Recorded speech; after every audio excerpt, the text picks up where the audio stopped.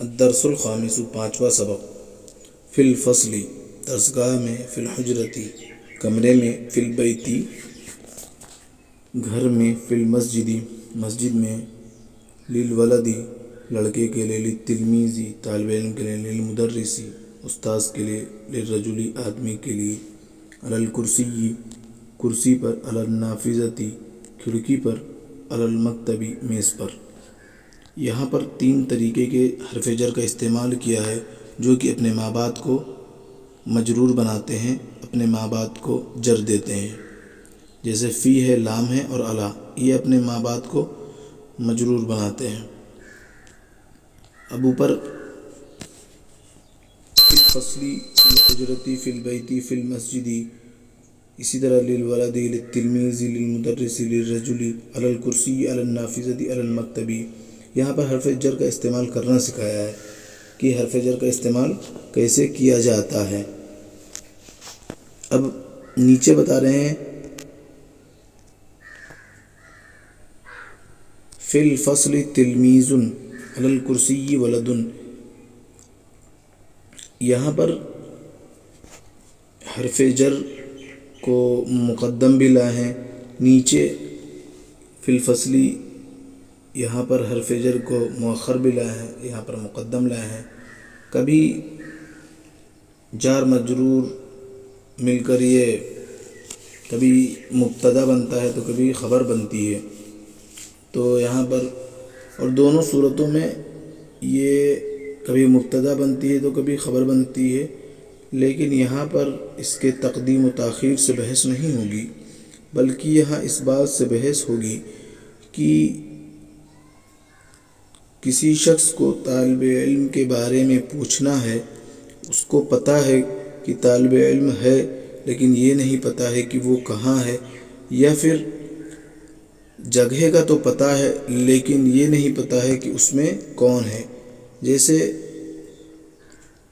کسی نے طالب علم کے ہونے کے بارے میں پتہ تو کیا لیکن یہ نہیں پتہ کہ وہ کہاں ہے، تو سوال کرے گا این التلمیذ، کہ طالب علم کہاں ہے، تو اس کے مقابلے میں جواب دیا جائے گا التلمیذ فی الفصل، کہ طالب علم یا شاگرد درسگاہ میں ہے۔ اسی طرح الولد علی الکرسی، الستارۃ علی النافذۃ، للتلمیذ کتاب، للمدرس قلم، للمسجد باب۔ اب ہم دیکھتے ہیں اسے۔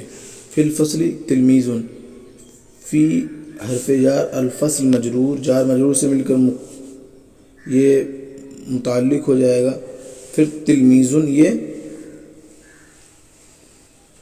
مبتدا خبر سے مل جائے گی۔ علی الکرسی ولد، علی النافذۃ ستارۃ، اسی طرح کی ترکیبیں ہوں گی۔ تو چلیے اس کا ترجمہ کرتے ہیں۔ فی الفصل تلمیذ، کہ درسگاہ میں طالب علم ہے، علی الکرسی ولد، کرسی پر آدمی ہے، علی النافذۃ ستارۃ، کھڑکی پر پردہ ہے، التلمیذ فی الفصل، طالب علم درسگاہ میں ہے۔ یہاں پر اس کی تقدیم کی ہے، یہاں پر اس کی تاخیر کی ہے۔ علی الولد، الولد علی الکرسی، لڑکا کرسی پر ہے، الستارۃ علی النافذۃ، پردہ کھڑکی پر ہے، للتلمیذ کتاب، کتاب یہ طالب علم کے لیے، شاگرد کے لیے ہے۔ للمدرس قلم، قلم یہ استاذ کے لیے ہے۔ یہ لام کا ترجمہ ہمیشہ لیے نہیں ہوگا، کہیں کہیں اس کا ترجمہ کا ہوگا، تو ہم چلیے اس کا ترجمہ کا سے کریں گے۔ للتلمیذ کتاب، کتاب شاگرد کا ہے، للمدرس قلم، قلم استاذ کا ہے، للمسجد باب، دروازہ مسجد کا ہے، الکتاب للتلمیذ، کتاب طالب علم کا ہے، شاگرد کا ہے، القلم للمدرس، قلم یہ استاذ کا ہے، الباب للمسجد، دروازہ مسجد کا ہے۔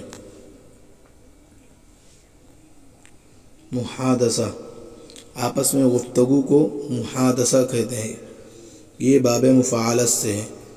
فحادثہ یحادث محادثتاً، تو یہ محادثہ ہے، باب مفاعلت سے ہے، اور یہ باب مفاعلت سے تبھی ہوگا جب دو لوگ آپس میں ایک دوسرے سے کچھ بات کرتے ہیں، کوئی دو لوگ شامل ہوتے ہیں تو اس میں باب مفاعلت کا مصدر آتا ہے۔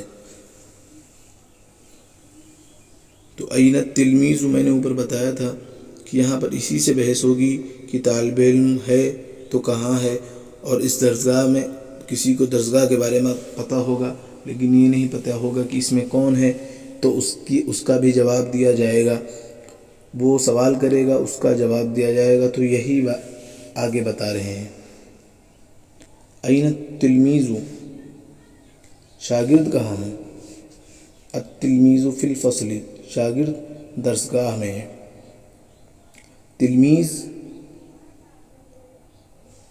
تلمیذ کا ہونا تو پتہ ہے لیکن یہ نہیں پتہ کہ وہ ہے کہاں، تو سوال کریں گے این التلمیذ، کہ شاگرد کہاں ہے، تو جواب دیا جائے گا التلمیذ فی الفصل، کی شاگرد درسگاہ میں ہے۔ من فی الفصل، فی الفصل تلمیذ، میں نے اوپر بتایا تھا یہ بھی کہ یہ تو پتہ ہوگا کہ طالب علم ہے، نہیں یہ تو پتہ ہوگا کہ درسگاہ ہے، درسگاہ کے بارے میں ہونا کا پتہ ہوگا لیکن یہ نہیں پتہ ہوگا کہ اس درسگاہ میں ہے کون، تو یہ بتا رہے ہیں من فی الفصل، درسگاہ میں کون ہے، فی الفصل تلمیذ، درسگاہ میں شاگرد ہے۔ ماذا علی النافذہ، ماذا سے یہاں پہ سوال کیا ہے، اوپر بتایا تھا بہت سارے سوالیہ حروف کا اوپر ذکر ہوا تھا، تو اسی میں سے ماذا بھی۔ ماذا علی النافذہ، کہ کھڑکی پر کیا ہے، علی النافذہ ستارۃ، کھڑکی پر پردہ ہے۔ اب پھر کہہ رہے ہیں کہ پردے کے بارے میں تو پتہ ہے کہ پردہ ہے لیکن پردہ کہاں ہے، تو وہی بتا رہے ہیں این الستارۃ، پردہ کہاں ہے، الستارۃ علی النافذہ، پردہ کھڑکی پر ہے۔